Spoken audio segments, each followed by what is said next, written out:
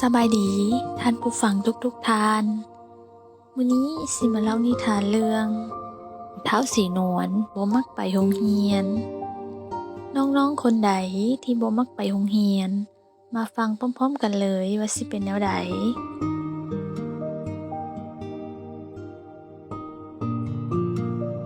ในตอนเช้าของวันจันทร์แม่ของท้าวสีนวลได้เอิ้นใส่เราว่าสีนวลตื่นแม่ลูกจักหน่อยไปโรงเรียนบ่ทันใดแต่ลาวก็บ่ตื่น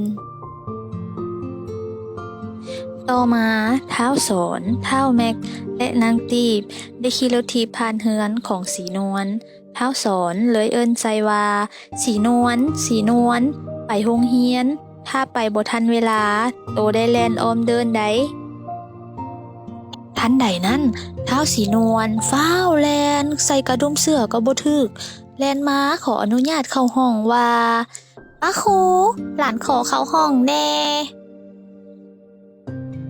พอมาถึงตอนแลงท้าวสีนวลก็บ่ไปโรงเรียนอีกลาวไปเสร็จไปกับหมู่ลาวจนลืมเวลาเข้าเรียนลาวลิ้นกับหมู่ลาวจนว่าค่ำจึงค่อยกลับเมื่อเฮือน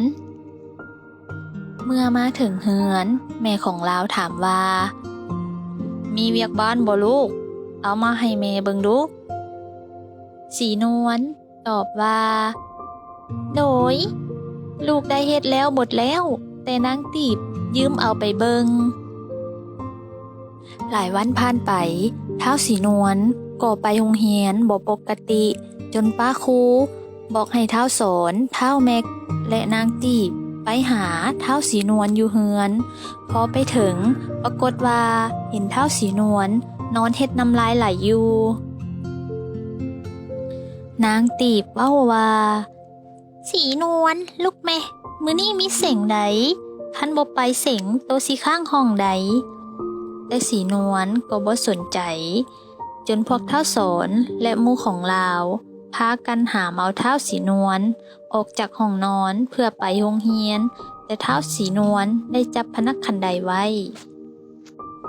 พอถึงห้องเรียนท้าวสีนวลก็เฮ็ดข้อสอบบ่ได้และในที่สุดท้าวสีนวลได้เรียนขึ้นห้องเก่าท้าวสีนวลคิดในใจสิบอกพ่อและบอกแม่ว่าแนวใดเด้ว่าเส็งบ่ผ่านเวลาพักแล้งท้าวสีนวลได้กลับไปเรียนคืนวิชาที่แล้วเส็งบ่ผ่านโดยให้นางตีบเป็นคนแนะนำให้ในแต่ละวันจนเฮ็ดให้ท้าวสีนวลเส็งขึ้นห้องได้